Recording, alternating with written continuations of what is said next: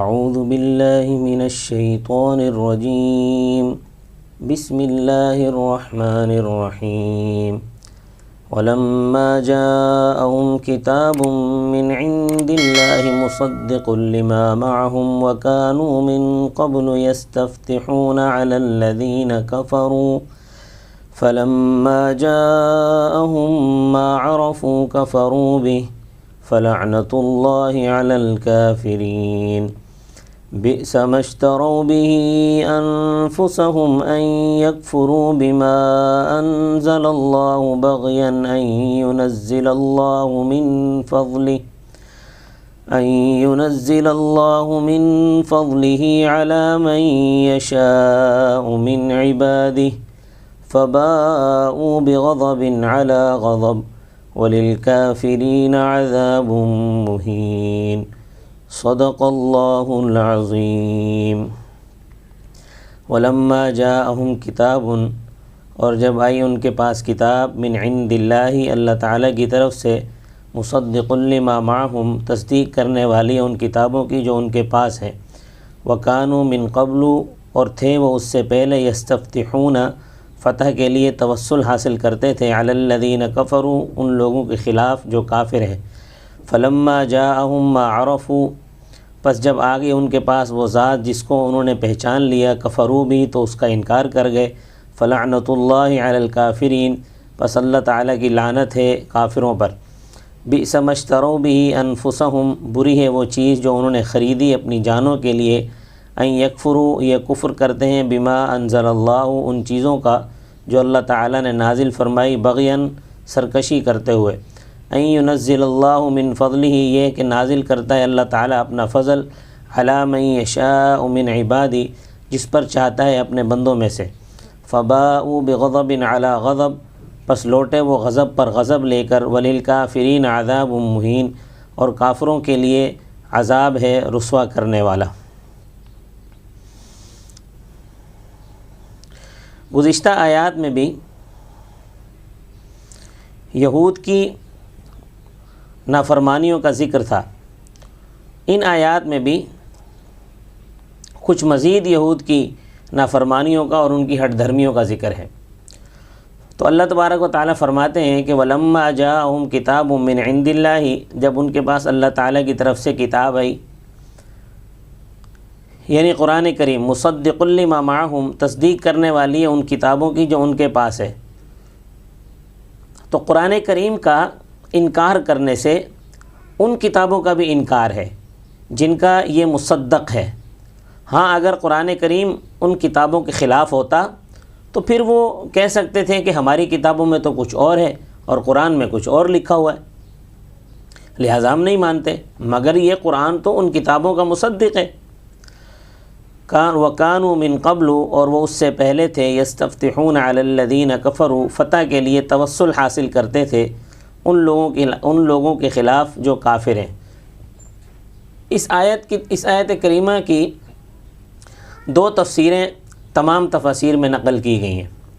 ایک یہ کہ فتح کا معنی کھولنے کے ہیں، تو اس لحاظ سے یہ معنی ہوگا بنی اسرائیل کفار پر اس بات کو کھولتے تھے، یعنی بیان کرتے تھے کہ آخری نبی آنے والے ہیں تو ہم تم کو دیکھیں گے پھر۔ دوسری تفسیر یہ ہے کہ فتح کا معنی کامیابی ہے، تو یہودی حضرت صلی اللہ علیہ وسلم کے آنے سے پہلے، آپ کی آمد سے پہلے، کافروں کے مقابلے میں فتح اور کامرانی کے لیے دعا کرتے تھے اور کہتے تھے کہ اے پروردگار، نبی آخر الزمان کے وسیلے سے ہمارے دشمنوں پر ہمیں فتح عطا فرما۔ تو اب وسیلہ تو اسی کا دیں گے نا کہ جس کے ساتھ کچھ تعظیم کا تعلق ہوگا۔ آپ صلی اللہ علیہ وسلم کی وہ تعظیم کرتے تھے اور آپ صلی اللہ علیہ وسلم کے وسیلے سے دعائیں کرتے تھے۔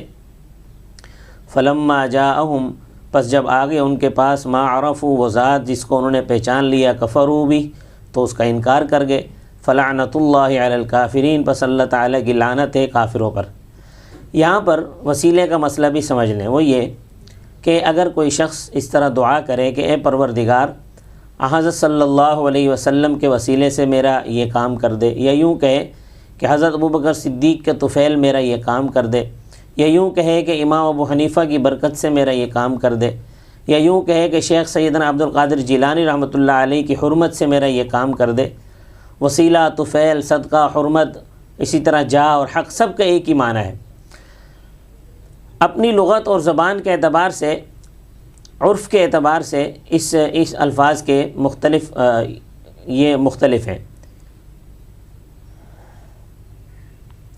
یہ الفاظ مختلف ہیں، باقی معنی سب کا ایک ہے۔ تو اس میں تفصیل ہے تھوڑی سی۔ ایک تو یہ ہے کہ اگر یہ توسل کرنے والا یہ سمجھتا ہے کہ جس کا میں وسیلہ دے رہا ہوں وہ میرے پاس حاضر و ناظر ہے، عالم الغیب ہے، اور تمام کاموں میں اس کو تصرف حاصل ہے اور وہ میرا کام کر سکتا ہے، تو ایسے وسیلے کے کفر اور شرک ہونے میں کوئی شک نہیں۔ ایسا توسل کرنے والا کافر اور مشرک ہے۔ اور اگر توسل کرنے والا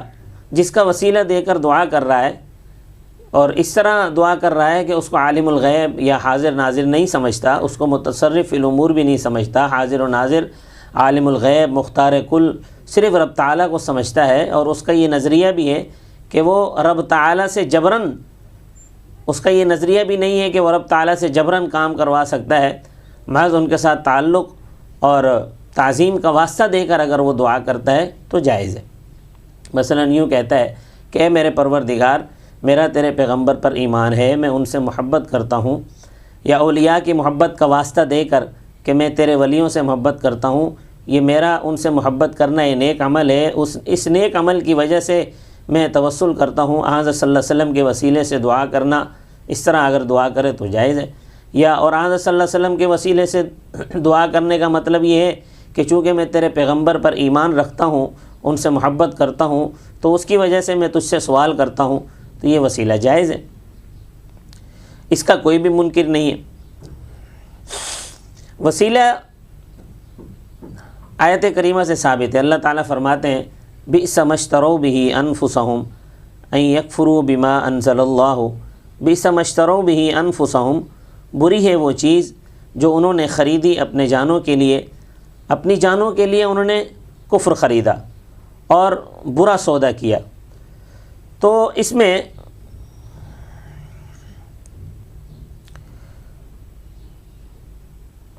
اپنی جانوں کے لیے انہوں نے کفر خریدا، اور کفر خرید کر انہوں نے بہت برا سودا کیا۔ کس چیز کا برا سودا کیا؟ کفر کا برا سودا کیا۔ ان یکفروا بما انزل اللہ، یہ کفر کرتے ہیں ان چیزوں کا جو اللہ تعالیٰ نے نازل فرمائی، بغیاً سرکشی کرتے ہوئے۔ ان ینزل اللہ من فضلی،